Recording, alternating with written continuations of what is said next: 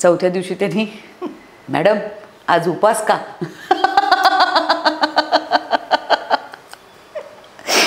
मी वैतागले तर अजून काहीतरी विषय तर मी म्हटलं हो एक 4 लोकांसाठी साबुदाण्याची खिचडी वडे वरीचा भात शेंगदाण्याची आमटी पाठवून द्या म्हटलं तुम्ही आणि लग्न हा प्रत्येक स्त्रीच्या आयुष्यातला टर्निंग पॉईंट असतो कारण ते लग्न कुठे होतंय कसं होतंय ह्यावर तिचं सगळं पुढचं आयुष्य डिपेंड असतं त्यामुळे मग मी गावात आहे मला आता ह्याहून चांगलं जगायचं आहे प्रत्येक गावामध्ये काही विशिष्ट बंधन नाही आहेत ना तुमच्या वावरण्यापासून तुम्ही काय घालता कसं बोलता कुठे फिरता प्रत्येक बारीक सारीक गोष्ट तुमची लपून राहत नाही इथपासून ते सतत कारण नसताना सुद्धा आपल्याला त्या घाबरले होते मी पण सगळं उलटं झालं आणि कळतच नाही आपल्या सवतीच्या खोलीमध्ये पाठवते आणि स्वतः अंधाऱ्या रूम खोलीमध्ये तोंडात पदर कोंबून रडते भावनांना वाट करून देते आणि कळतच नाही 10 शॉट तुम्ही रिपीट शूट केलेत तरी सुद्धा डिरेक्टरच्या चेहऱ्यावर येत नाही की तुझं चुकतंय म्हणून मी रिपीट करतोय ही लक्ष्मणची खासियत होती की काहीतरी आपलं चुकतंय म्हणून तो पुन्हा करा म्हणतोय पण म्हणताना म्हणणार छान केलं आई माझी मला म्हणते तू बऱ्याचदा घरकोंबडी असतेस म्हणजे तुला कधी कधी घरातनं बाहेर खेचावं लागतं विच इज ट्रू मला खूप आवडतं आय एम व्हेरी इंट्रोवर्ट त्यामुळे घर हे फार महत्त्वाची जागा आहे माझ्यासाठी मला ते छान छान सहकलाकार आहेत पण मला मनापासून आठवण काढावीशी वाटेल त्या 2 अभिनेत्री एक रीमा लागू ज्यांच्याबरोबर मी जन्म फिल्म केली होती आणि आत्ता नुकतंच ज्यांचं निधन झालं त्या ज्योती चांदेकर ताई कुर्ला टू वेंगुर्ला मधला आवडता तुमचा डायलॉग आता मुंबईत गेलंय कीच माका बोलवा तोपर्यंत गौरी इसरा तरी पण तुमचीच गौरी आडनाव लिहित नाही जोपर्यंत माका मुंबईत घेऊन जात नाही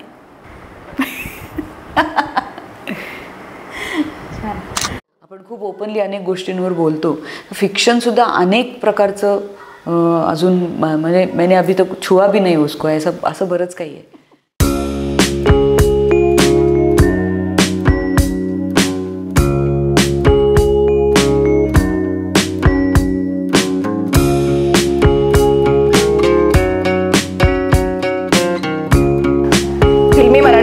प्रेक्षकांना मनपूर्वक नमस्कार मंडळी आज आपण अशा अभिनेत्रीला भेटतोय जिने वयाच्या 5व्या वर्षी रंगमंचावर पाऊल ठेवलं आहे तेव्हापासून ती सातत्याने काम करते आणि विविध माध्यमातून छोटा पडदा असो मोठा पडदा असो मालिका असो चित्रपट असो नाटक असो या सगळ्यांमधून त्यांनी प्रेक्षकांच्या मनावर राज्य केलेलं आहे लालबागची राणी आणीबाणी टपाल कुटुंब वळू अशा अनेक चित्रपटांमधून त्यांनी विविधांगी भूमिका साकारत प्रेक्षकांच्या मनावर राज्य केलेलं आहे त्यांच्या या प्रवासात आज आपण थोडंसं डोकावूया आणि जाणून घेऊया त्यांचा हा प्रवास कोकणची कन्या महाराष्ट्राची लाडकी अभिनेत्री वीणा जामकर यांचं मनपूर्वक स्वागत थँक्यू धन्यवाद कशा आहात वीणाताई एकदम छान वैशालीताई तुम्ही कशात खूप छान आहे मी पण आणि मनापासून धन्यवाद पहिल्यांदा की तुम्ही आम्हाला आज वेळ दिला आहे नाही थँक्यू मंडळी निमित्त आहे कुर्ला टू वेंगुर्ला हा त्यांचा चित्रपट 19 तारखेला प्रदर्शित होणार आहे आणि त्यानिमित्ताने आपण त्यांच्याशी गप्पा मारणार आहोत तर सुरुवात करूया त्या चित्रपटापासूनच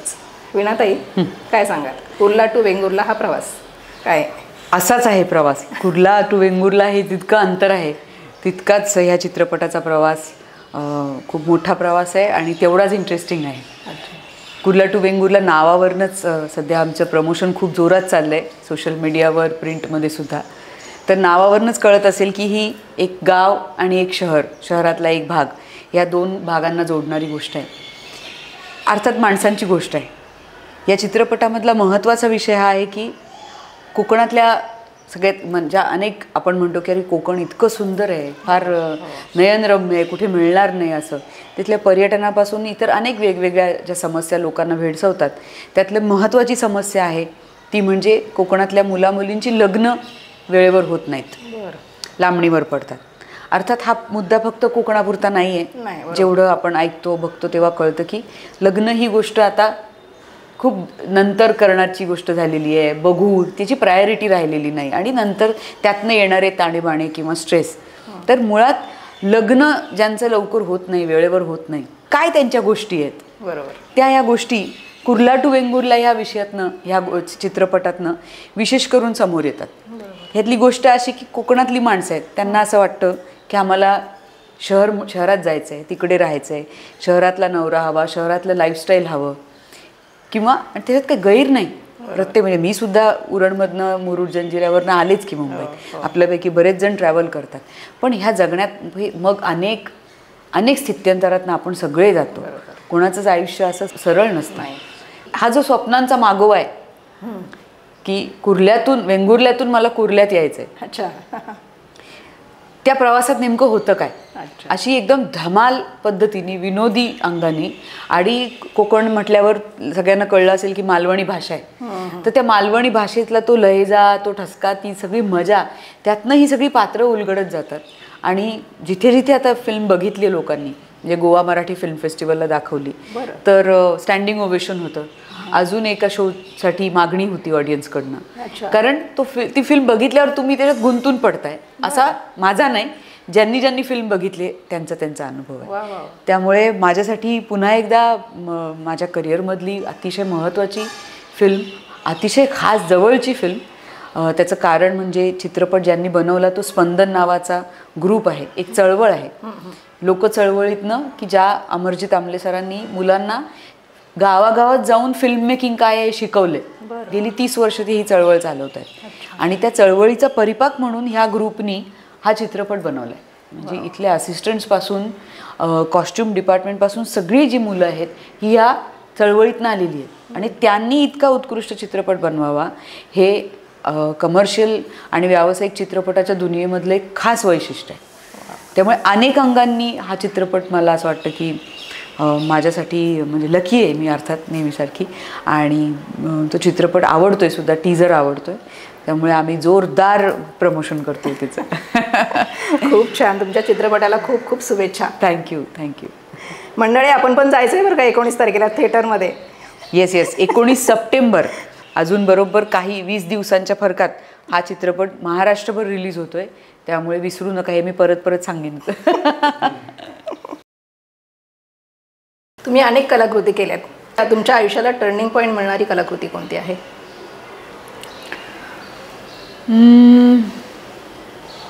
महत्त्वाच्या काही चित्रपट आहेत जी खूप माझ्या सुरुवातीच्या काळात, कारण ॲक्टर जेव्हा नवीन त्याची धडपड करत असतो तेव्हा त्याला असं म्हणजे सगळ्यात महत्त्वाची गोष्ट असते की ॲक्टर म्हणून त्याला एक्सेप्ट करणं. म्हणजे जे दिग्दर्शक आहेत, इंडस्ट्रीतली माणसं आहेत, कलावंत आहेत, दर्दी आहेत, बुजुर्ग आहेत, त्यांनी तुमच्यावर एक छान ॲक्टर आहे ही असं एक शिक्कामोर्तब होणं त्या काळाची, त्या प्रत्येक कलाकाराची महत्त्वाची गरज असते. आणि त्याच दृष्टिकोनातून बघितलं तर माझा चित्रपट वळू, म्हणजे तसा माझा पहिला चित्रपट बेभान, राजेंद्र बडे त्याचे डिरेक्टर होते. त्याच्यासाठी सुद्धा मला महाराष्ट्र शासनाचा पुरस्कार मिळाला होता. पण एक होतं ना की फिल्म लोकांनी बघितली आणि त्यांना ती खूप आवडली, तर ती पहिली फिल्म होती ती म्हणजे वळू. उमेश कुलकर्णी डिरेक्टर होते. त्याच्यानंतर आलेली फिल्म गाभरीचा पाऊस, सतीश मनवर त्याचा डिरेक्टर होता. विहीर परत एकदा उमेशची फिल्म होती. आणि नंतर खूप जास्त कौतुक माझ्या पर्सनली माझ्या वाट्याला आलं ते लालबाग परळमुळे. महेश मांजरेकर सरांची ती फिल्म होती गिरणी कामगारांच्या आयुष्यावरची. त्यातली मंजूची भूमिका टर्निंग पॉईंट म्हणावा तर मंजू, लालबाग परळमधली मंजू. आणि मग नंतर त्यामुळे मला अनेक म्हणजे खूप चांगली आणि आव्हानात्मक कामं मिळाली. दिग्दर्शकांनी मग विश्वास ठेवायला सुरुवात केली. आणि त्याच्या आधीसुद्धा म्हणायचं तर नाटकातले दिवस आठवायला पाहिजेत, कारण मी रुपारेलमधनं एकांकिका करायचे, ते तर बघितलं जायचंच, तिथे तर लोक येतातच. पण आविष्कारमधल्या संस्था जी होती, आविष्कार संस्था, प्रायोगिक नाट्य रंगभूमीवरची सगळ्यात महाराष्ट्रातली एक खूप नावाजलेली संस्था, तर तिथे मी एक नाटक केलं होतं खेळ मांडियेला. मुळात ते क्रोएशियन नाटक होतं, मिरो गावरान यांचं डेथ ऑफ एन ॲक्टर नावाचं. आणि ते नाटक चेतन दातार, आमचे लाडके दिग्दर्शक, आता नाही आहेत ते, त्यांनी त्याचं भाषांतर रूपांतर केलं. आणि ते नाटक आम्ही राज्यनाट्य स्पर्धेत केलं होतं. तर ते एक नाटक आजसुद्धा ज्यांनी बघितलं आहे, म्हणजे आज त्याला 25 वर्ष झाली, पण ज्यांनी बघितले ते आजसुद्धा आठवतात. त्यामुळे मला कळत गेलं की लोकांच्या स्मरणात राहिलेल्या भूमिका कुठल्या आहेत. आणि त्यामुळे माझी ओळख आजसुद्धा जर असेल तर ते खेळ मांडियेला नाटक फार महत्त्वाचं मला वाटतं. आणि इतर अनेक म्हणजे एकांकिकासुद्धा खूप छान एक्सेप्ट केल्या गेल्या. बरोबर.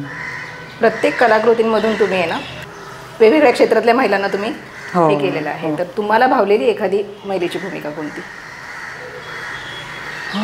मी ती सरपंचमध्ये पण एक राजकीय, हो, सरपंच भगीरथ मधली, हो, तो एक वेगळा पॅटर्न होता. वेगळाच पॅटर्न आहे. आणि लालबागची राणीमध्ये पूर्ण वेगळं होतं, म्हणजे एकदम वेगळं. तर ह्या अशा चित्रपटांमध्ये तुम्हाला भावलेली भूमिका कोणती, जवळची वाटणारी? काही अतिशय भावलेल्या भूमिका आहेत त्या म्हणजे तुकाराम चित्रपटामध्ये तुकारामांची पहिली बायको रखमा. हो हो. म्हणजे तर छोटंसंच कॅरेक्टर होतं ते, पण खरं तर आत्ताच्या आपल्या स्त्रीला पटणार नाही, म्हणजे पटावं असं त्याच्यात काहीच नाही आहे. पण 400 वर्षापूर्वी एक स्त्री जिला मूल होत नाही म्हणून नवऱ्याला गळ घालते की तू दुसरं लग्न कर, आणि एवढं करून थांबत नाही तर म्हणते की अहो ती मुलगी नवीन लग्न करून आली आहे, तुम्ही माझ्याशी काय बोलत बसला, ती भांबावली असेल पोरगी, असं नवऱ्याला आपल्या सवतीच्या खोलीमध्ये पाठवते आणि स्वतः अंधाऱ्या रूम खोलीमध्ये तोंडात पदर कोंबून रडते, भावनांना वाट करून देते. तिची सासू हे बघते. त्या एका सीनमुळे मी ती भूमिका स्वीकारली होती आणि ती तशीच्या तशी बघणारे कौतुक करतात.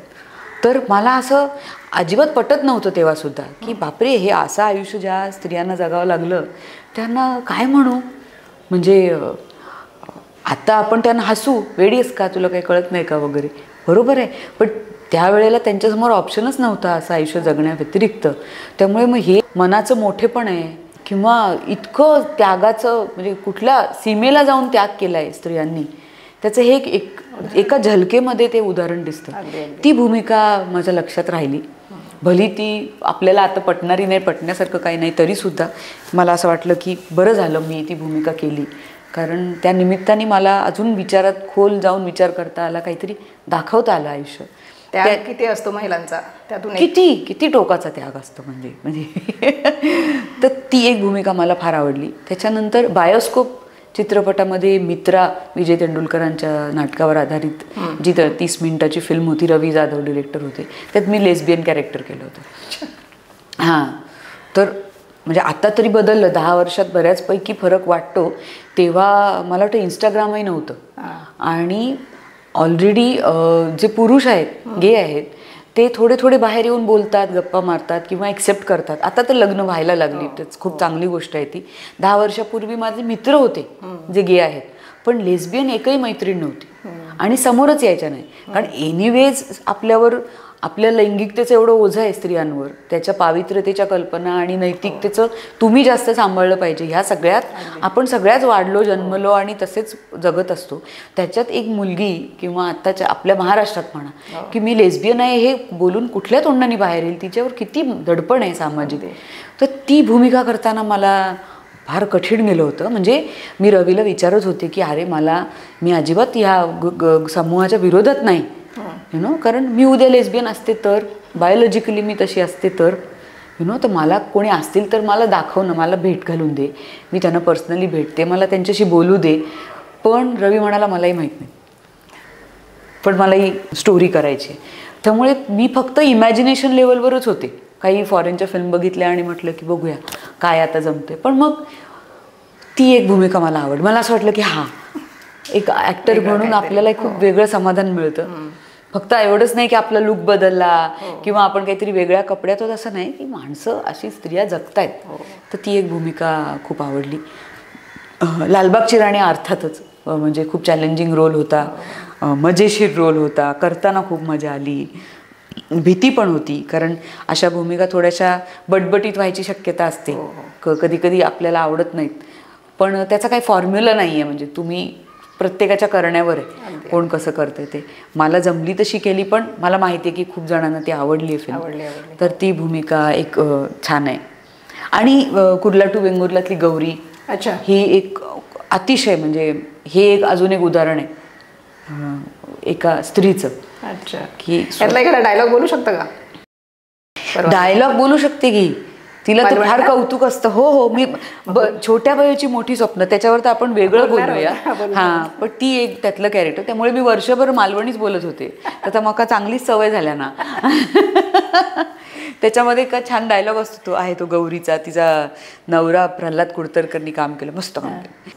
गौरी कोकणातली साध्या घरातली मुलगी आहे आणि तिला वाटतं मी गावात जन्माला आले म्हणून काय झालं, मला मुंबईचा नवरा हवा. बरं. कारण बऱ्याचदा असं होतं की लग्न ही ऑफकोर्स आमच्या शहरात आल्यानंतर किंवा माझ्यासारख्या काही ज्या वेगळ्या पद्धतीने विचार करू शकतात कुठल्या तरी कारणामुळे किंवा काय, की नाही मला माझ्यासाठीच मुंबईला जायचं आहे किंवा मी एकटी जाऊन तिथे शिकते आणि मी माझं करिअर बनवते. प्रत्येक स्त्रीला संधी मिळत नाही. आणि लग्न हा प्रत्येक स्त्रीच्या आयुष्यातला टर्निंग पॉईंट असतो. कारण ते लग्न कुठे होतंय, कसं होतंय ह्यावर तिचं सगळं पुढचं आयुष्य डिपेंड असतं. त्यामुळे मग मी गावात आहे, मला आता ह्याहून चांगलं जगायचं आहे. प्रत्येक गावामध्ये काही विशिष्ट बंधन नाही आहेत ना. तुमच्या वावरण्यापासून तुम्ही काय घालता, कसं बोलता, कुठे फिरता, प्रत्येक बारीक सारीक गोष्ट तुमची लपून राहत नाही. इथपासून ते सतत कारण नसताना सुद्धा आपल्याला आपण कोणाच्या तरी चेकिंग खाली आहोत.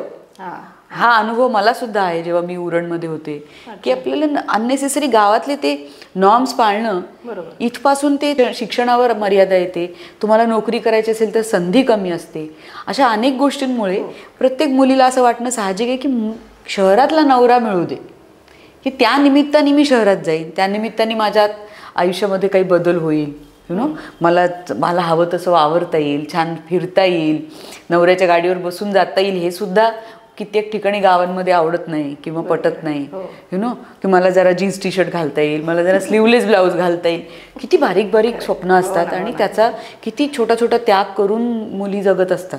किंवा मला नोकरी करता येईल, मला जरा वेगळं राहता येईल असा विचार करणारी ती गौरी आहे. आणि ती म्हणते की मला मुंबईचा नवरा हवा या, तरच मी लग्न करीन. आणि ती तसं लग्न करते, ती मुंबईत येते.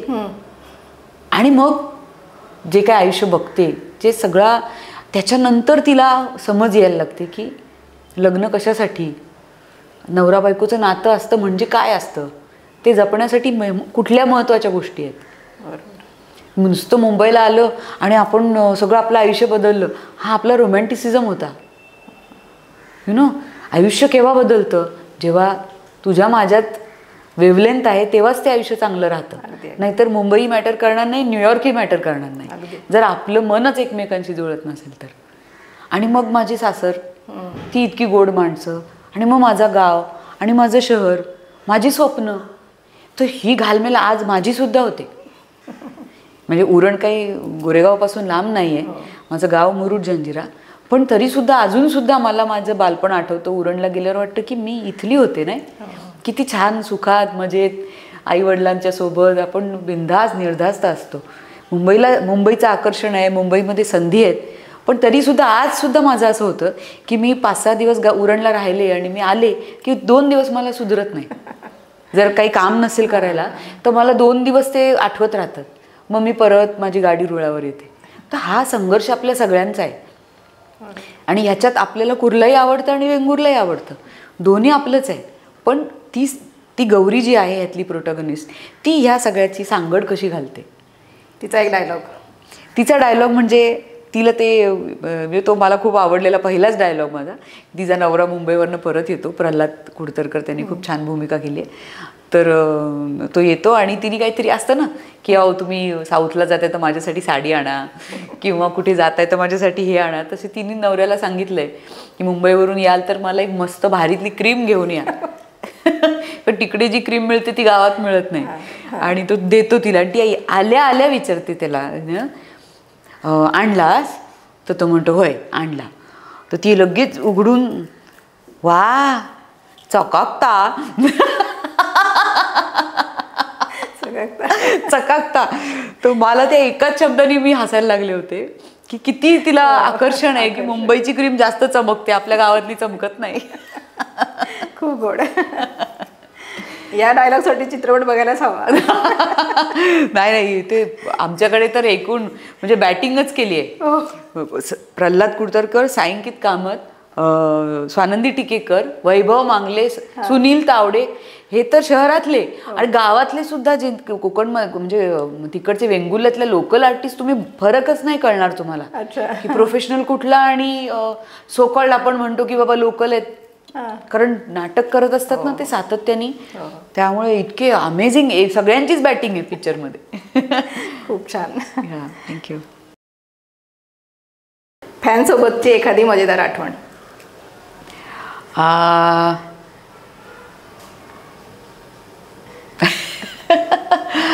फॅन्स मजेदार असं आठवत नाही. भेटल्यावर लोक छान बोलतात, पण कधी कधी काही माणसं अशी असतात ज्यांना भान राहत नाही ना, की एखाद्या आर्टिस्टला भेटल्यावर की आता एक्साईट होऊन काहीतरी जास्तच बोलतात किंवा काहीतरी करायला जातात. तर एक मला अनुभव आहे की कोणीतरी फॅन होता, त्यांनी कुठली तरी असं स्पिरिच्युअल भजन गाणं काहीतरी गायला होता की त्याचा ऑडिओ बनवला होता. तर बोलला आणि कुठून तरी नंबर शोधला, म्हणजे आधी भेटला वगैरे. मग त्यांनी नंबर शोधला आणि मला मेसेज केला की मी असं असं तुमचं फॅन आहेत, आपण आत्ताच भेटलो होतो मॅडम. म्हटलं हो बरोबर. तर म्हणे मी असं असं भजन केलं आहे, तर प्लीज तुम्ही बघा आणि मला सांगा. म्हटलं हो हो सांगते. तर असं काही फार विशेष नव्हतं. आता उगाचच कोणाचं तरी कौतुक करायचं म्हणजे समोरच्याला पण असं वाटेल की बापरे. म्हणजे कधी कधी काय होतं, ओळख पाडण्यासाठी पण हे सगळे प्रयत्न होतात. त्यामुळे मी ते ऐकलं, पण मी काही रिप्लाय नाही केला. मग त्यांनी विचारलं मॅडम कसं वाटलं, तर म्हटलं हां छान वाटलं. म्हणजे विषय बंद करण्यासाठी बोलले. त्याला ते निमित्तच हवं होतं. तर मग दुसऱ्या दिवशी काय मॅडम कशात, मी रिप्लाय नाही दिला. दुसऱ्या दिवशी गुड मॉर्निंगचा एक तो टिपिकल मेसेज असतो, आयुष्य असं आहे आणि तसं आहे वगैरे, असा एक मेसेज. मी परत दुर्लक्ष केलं. 2-3 दिवस मी दुर्लक्षच केलं. म्हटलं समजेल आता भांडून तरी कशाला किंवा काय, समजेल आणि गप्प राहील. चौथ्या दिवशी त्यांनी मॅडम आज उपास का.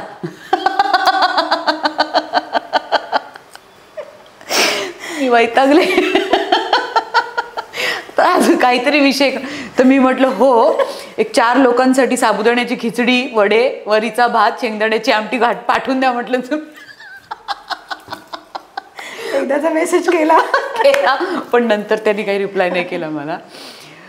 हो गॉड. पण मी हसायला लागले होते की हा एक मला किस्सा विसरता येत नाही. कारण एक चिकटायची जी सवय असते ना, की माती मऊ लागली तर खणतच राहायचं, आणि त्यातनं काही असं काही भयानक काही होत नाही. पण हे जे विचित्र किंवा मजेशीर अनुभव, मॅडम आज उपवास का,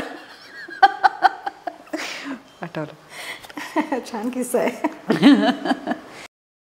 उपवासला आला की मला नक्की आठवायला आणायला.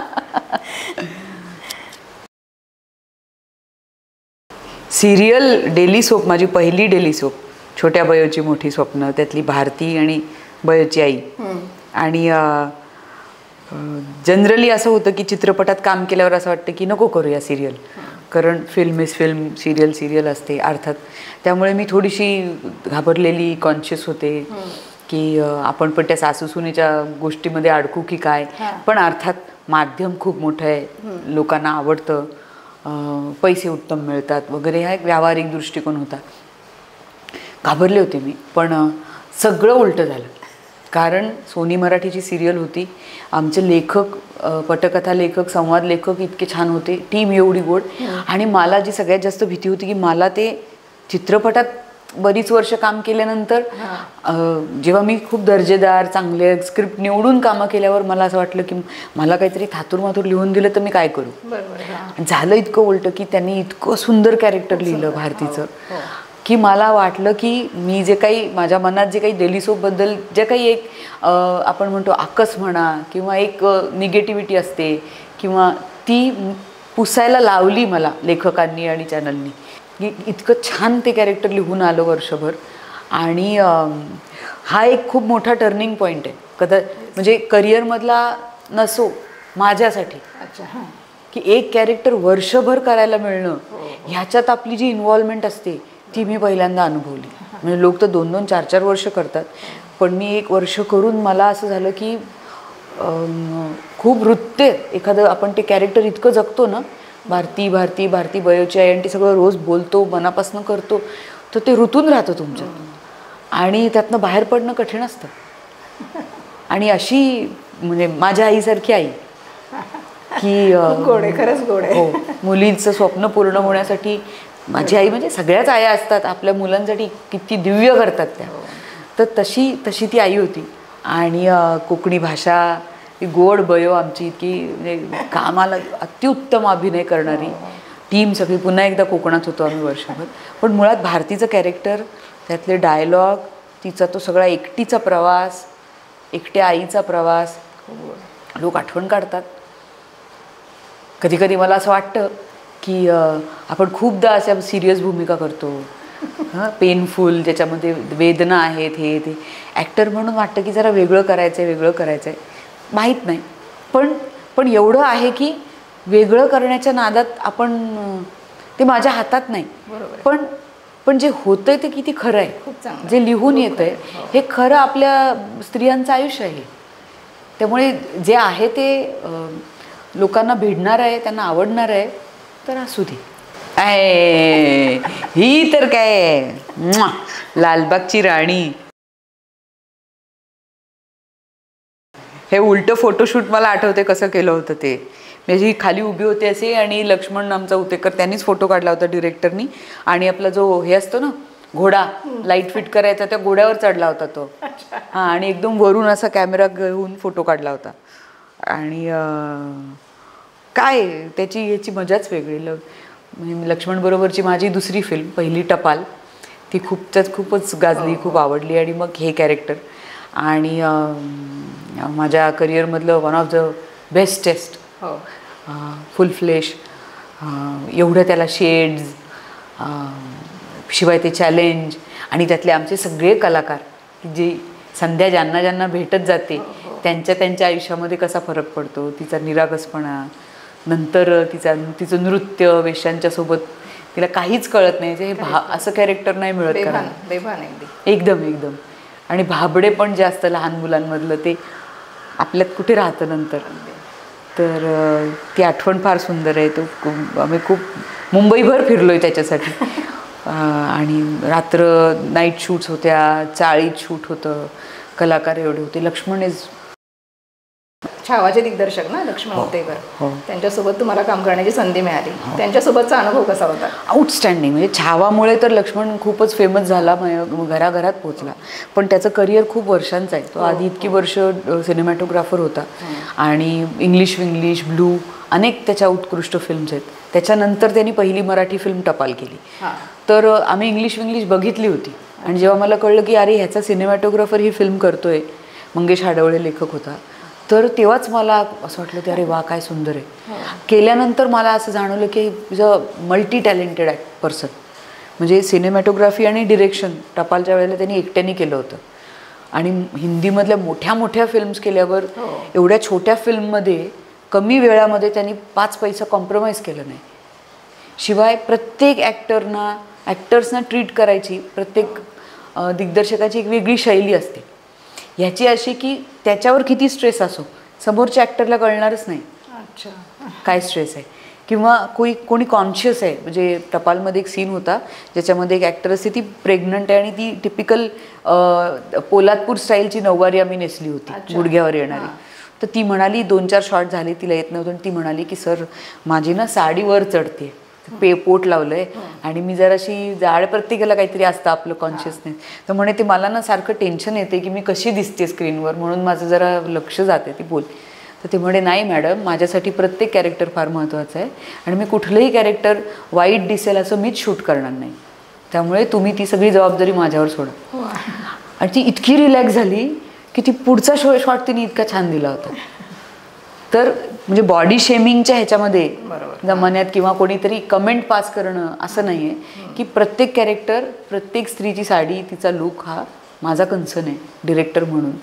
आणि कळतच नाही 10 शॉट तुम्ही रिपीट शूट केलेत तरीसुद्धा डिरेक्टरच्या चेहऱ्यावर येत नाही की तुझं चुकतंय म्हणून मी रिपीट करतोय.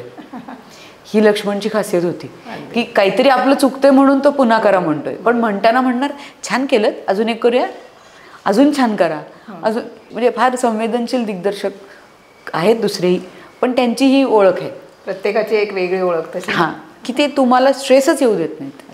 त्यामुळे लालबागची राणी करताना परत तेच होतं. तेव्हा DOP त्याचा डाकुन्ना होता आमचा, पण once again he has a great command on film making, shoot, characterisation आणि सगळंच. त्यामुळे नंतर मग त्याच्या हिंदी फिल्मसुद्धा खूप, लुकाछुपी, मिमी, आणि आता छावानी तर धुमाकूळच घातलाय. खूप छान. तुमचे कोणतेही चित्रपट बघा, तुम्ही त्यात सेम दिसता तुमच्या. वाव. तुमच्या फिटनेसचं गुपित काय? नाही नाही सेम नाही दिसत आता माझ्यात पण हां फिटनेसचं म्हणजे हळूहळू हळूहळू त्याच्याबद्दल ना अवेअरनेस खूप वाढत जातो. तर पूर्वी नुसतं जिमला गेलं म्हणजे फिटनेस असं होतं आणि ते कुठेतरी काय माहिती काय फॅड असतं म्हणा किंवा काहीतरी कॉम्पिटिशन किंवा काहीतरी असतं. ॲक्टरनी जिमला गेलं पाहिजे असं काहीतरी एक टॅबू पण असतो त्याचा. हळूहळू कळतं की असं नाही आहे. तर it's a discipline, overall discipline आहे ते. आणि ते इतकं कडक कधी पाळलंही जात नाही आमच्या स्केड्युल्समध्ये वगैरे, तर काहीच शक्य होत नाही. तर फिटनेस म्हणजे घरचं जेवा, वेळच्या वेळी जेवा, रोजचा थोडा तरी व्यायाम करा. ओके, कधी तो जास्त होतो, कधी नाही होत, कधी अजिबातच वेळ मिळत नाही. पण माझे वडील त्या बाबतीत माझे आदर्श आहेत. कारण मी त्यांना वर्षानुवर्ष त्यांची वेळ चुकली आहे. त्यांनी आबरचबर काही खाल्लं आहे. आता ते 71 वर्षाचे आहेत पण ते 60-61 वाटतात. तर त्यांच्या खायच्या वेळा फिक्स आहेत. फळं तर फळंच खातील. उगाच म्हणून वडापाव खाल्लाय, उगाच म्हणून काहीतरी खाल्लंय असं ते करतच नाही. आणि जिमची त्यांना पहिल्यापासून आवड. आता वयाप्रयत ते वॉक करतात. तर मला एवढं कळलंय की तुम्ही अचानक काही बदल करायला गेलात तर ते तुमच्या कामाची रिक्वायरमेंट असू शकते.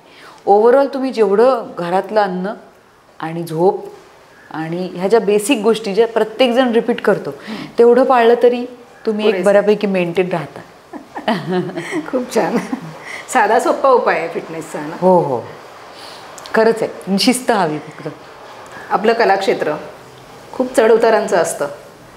यासाठी एक कलाकार म्हणून तुम्ही आर्थिक दृष्टीने काय नियोजन करता? तो फार गहन गंभीर विषय आहे आणि तो प्रत्येक महिलेनी तर फारच मनावर घेतला पाहिजे. म्हणजे फक्त सिंगल होत म्हणून नाही, कायमचाच. जे आता पटलं आहे आपल्याला पूर्णपणे. तर मी हळूहळू माझी सुरुवातीला मला यातलं काहीही माहीत नव्हतं, सिरियसनेस नव्हता. टिपिकल आपल्याला काही ते कळत नसतं, आपण बाबांना सांगतो, दादाला सांगतो, असं ते पूर्वीचं माझं आर्थिक नियोजन तसं असायचं. तरीसुद्धा आता काय होतं की शिस्त त्याच्यामध्ये यायला लागते. तुम्ही किती पैसे गुंतवता ह्याच्यापेक्षा शिस्तीत रेग्युलर गुंतवता का, थोडीशी अमाऊंट असेल तरी चालेल, पण त्या बाबतीचं अवेअरनेस माझा आता आधीपेक्षा खूप जास्त वाढला आहे. आणि मग वेगवेगळ्या पद्धती असतातच आपल्याकडे. आपण FD पासून ते म्युच्युअल फंड आणि शेअर मार्केट हे सगळं करतच असतो. पण मुळात हे आहे की त्याच्यातली शिस्त फार महत्त्वाची. शिस्त आणि सातत्य की ते कधीतरी करायची गोष्ट नाही आहे. रेग्युलर जसं आपण रोज जेवतो तसं रोजचं इन्व्हेस्टमेंट झाली पाहिजे. हे मला हळूहळू कळत गेलं आणि मी ते करते. आणि माझं कुटुंबसुद्धा त्या बाबतीत फार सजग आहे. म्हणजे आई वडीलसुद्धा, माझे दादा वहिनीसुद्धा, की ते बऱ्याचदा ह्या गोष्टी माझ्याशी शेअर करत असतात, सांगत असतात किंवा मदत गाईडलाईन असते. ते गाईड असतो, त्यांचं मार्गदर्शन असतं की हे कशा पद्धतीने तू केलं पाहिजेस. मुद्दा एवढाच आहे की ह्याचा सिरियसनेस कळायला लागतो आधी. आणि आवाजवी खर्च न करणं, ह्याच्यावर जेवढा आळा बसतो तेवढं तुम्हाला कळायला लागतं की महत्त्वाचं काय आहे. खूप छान सांगितलं तुम्ही हे, कारण हे गरजेचं आहे प्रत्येकासाठी आता समाजामध्ये. हो. आणखी एक प्रश्न विचारावा असं वाटतोय. अभिनेत्री म्हणून तर तुम्हाला सगळे ओळखतातच, पण एक गृहिणी म्हणून तुम्ही कशा आहात? छान आहे. बघा बरं माझं घर. मी स्वतः डिझाईन केलं. मी स्वतः सगळ्या एक एक गोष्टी जमवल्या. वर्षानुवर्ष मी विचार करत होते की मी माझं घर रेनोव्हेट करीन ना तेव्हा मी कसं करीन. तर त्याच्या सगळ्या कल्पना होत्या आणि त्या मी बसवल्या माझ्या पद्धतीने. तर मी बऱ्याचदा एकटी असते घरात. माझी आशा आहे, माझी मेड माझ्या घरी जी कामाला येते, पण ती बहीणच आहे माझी, कारण गेली 12 वर्ष ती माझ्याकडे काम करते. तर बऱ्याचदा आम्ही म्हणतो की आपल्या दोघींचंच घर आहे, कारण ती येते आणि ती जवळजवळ घर माझं सांभाळते जेव्हा मी नसते तेव्हा. तर अदरवाईज घराचं पूर्ण नियोजन म्हणा किंवा त्याचं केअरटेकिंग सांभाळणं हे आशा करत असते. पण माझ्या घरी जेव्हाही माणसं येतात, मित्रमंडळी येतात, कुटुंब येतं, तेव्हा मग तो सगळा ताबा माझ्याकडे येतो. मी तो मनापासून घेते की बघ सगळ्यांच्या मग पार्ट्या म्हणा, छोटं छोटं खाणं म्हणा, एक्स्ट्राचं खाणं म्हणा, इथपासून ते मेंटेनन्स आणि या सगळ्या गोष्टी. तर आई माझी मला म्हणते तू बऱ्याचदा घरकोंबडी असतेस, म्हणजे तुला कधी कधी घरातनं बाहेर खेचावं लागतं, विच इज ट्रू. मला खूप आवडतं. I am very introvert. त्यामुळे घर हे फार महत्त्वाची जागा आहे माझ्यासाठी. मला ते बिकॉज माझा खूप सारा वेळ हा घरात असतो. जेव्हा मी बाहेर शूट करत नसते तेव्हा फार मिसळत नाही, मला आवडत नाही. मग जिथे मी असते ती जागा मला फार छान असावी असं कायमच वाटत आलं. आवडीचा विषय रॅपिड फायर. या वीणा अभिनेत्री नसती तर कोण असते? टीचर. वाव. आईकडून आलंय. तुमचा आवडता सहकलाकार कोण? खूप छान छान सहकलाकार आहेत, पण मला मनापासून आठवण काढावीशी वाटेल त्या 2 अभिनेत्री.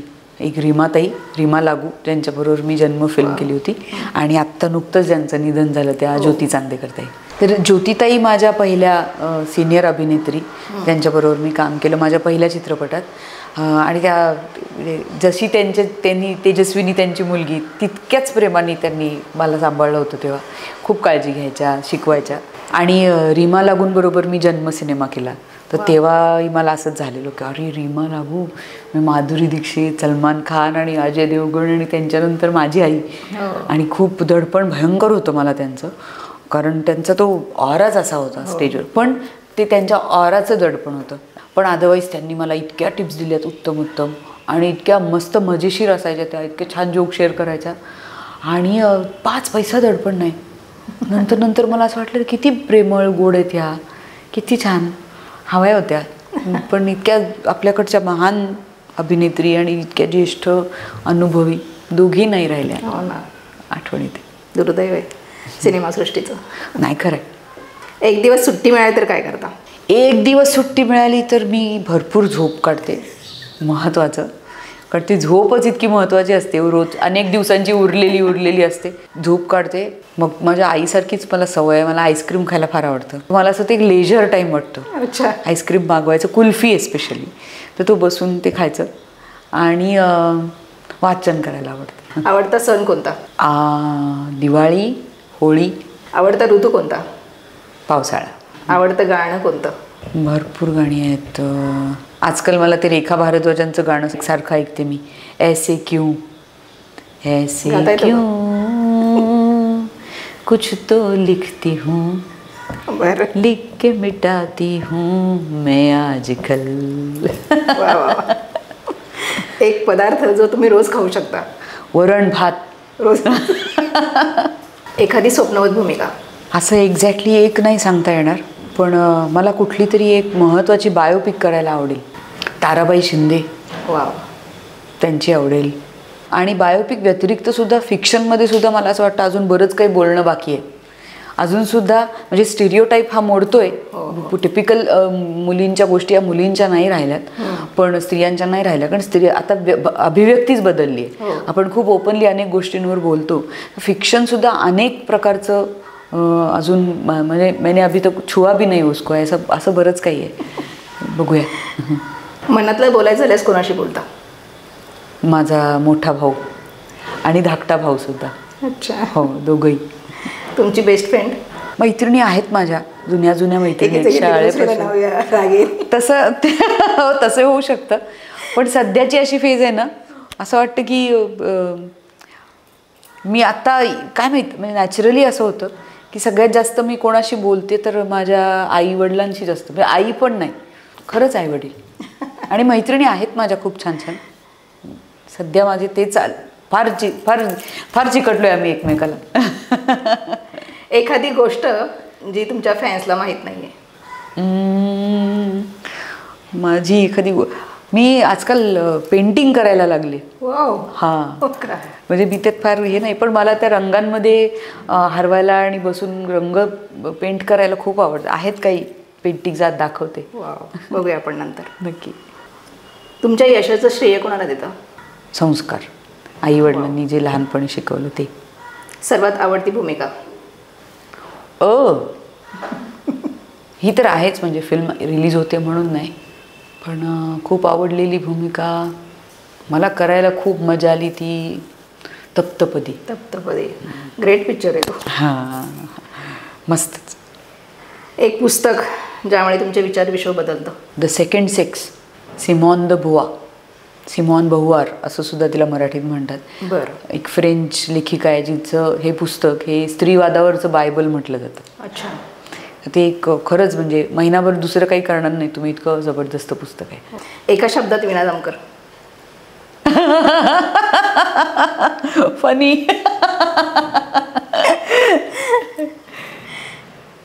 उरणची एक खास आठवण. उरणचं माझं बालपण हीच माझी आठवण आहे. 16-17 वर्ष होते. तो काळ कसा भुरकन उडून गेला असं वाटतं कधी कधी. एखादं गुपित जे आजवर कोणाला सांगितलं नाही पण इथे शेअर करू शकता. नाही, ते गुपित आहे. कुर्ला टू वेंगुर्ला मधला आवडता तुमचा डायलॉग. तर कुर्ला टू वेंगुर्ला या चित्रपटातली माझी जी भूमिका आहे गौरी, तिचा हा माझा आवडीचा डायलॉग. आता मुंबईत गेलंय कीच माका बोलवा, तोपर्यंत गौरी इसरा, तरी पण तुमचीच गौरी. आडनाव लिहित नाही जोपर्यंत माका मुंबईत घेऊन जात नाही.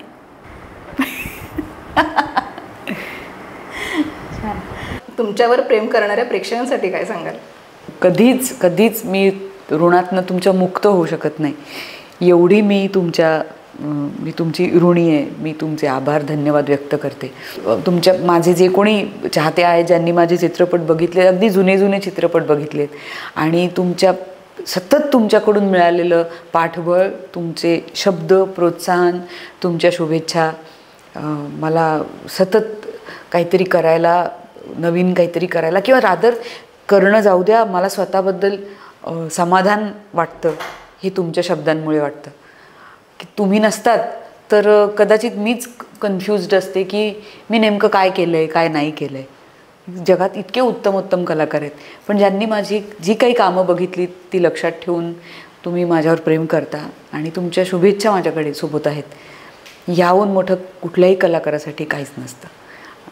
त्यामुळे मी कधीच तुमच्या ऋणातनं मुक्त होऊ शकत नाही. एवढे मी आभार व्यक्त करते. आणि असंच तुमचे आशीर्वाद, तुमचं प्रेम, शुभेच्छा, प्रोत्साहन मिळत राहू द्या. ते मला सांगायची गरज नाही, तुम्ही ते देत राहाल. इतके मायबाप रसिक प्रेक्षक निर्मळ असतात मनाचे. त्यामुळे तुम्ही आहात म्हणून मी आहे. थँक्यू.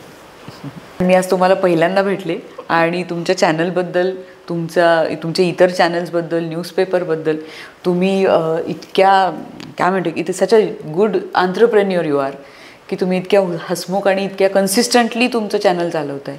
इतक्या लोकांच्या मुलाखती घेत आहे. तुम्ही आमच्या घरी आलात, पोहोचलात. शिवाय तुमची मुलगी, तुमचा सहकारी, तुमचे स्वभाव बघता, तुमचं बोलणं बघूनच मला असं वाटलं की खूप चांगली माणसं माझ्या घरी आली. मुलाखत घेता, आम्हाला प्रेक्षकांसमोर घेऊन जायची संधी दिली, त्याबद्दल फक्त आभार नाही तर शुभेच्छासुद्धा. कारण तुमचं काम जितकं मोठं असेल आणि जितक्या तुम्ही दीर्घकाळ हे करत राहाल तितकं आम्हा कलाकारांना प्रोत्साहन मिळत राहील. आणि तुमचा हा प्लॅटफॉर्म हा आमच्यासाठी खूप जास्त मॅटर करतो. Thank you so much. त्यामुळे तुम्हाला खूप खूप शुभेच्छा. थँक्यू. मंडळी, तुम्हाला आमच्या गप्पा कशा वाटल्या नक्की कमेंटमध्ये सांगा. पुढच्या भागात भेटूया पुढच्या कलाकारासोबत. तोपर्यंत धन्यवाद. धन्यवाद.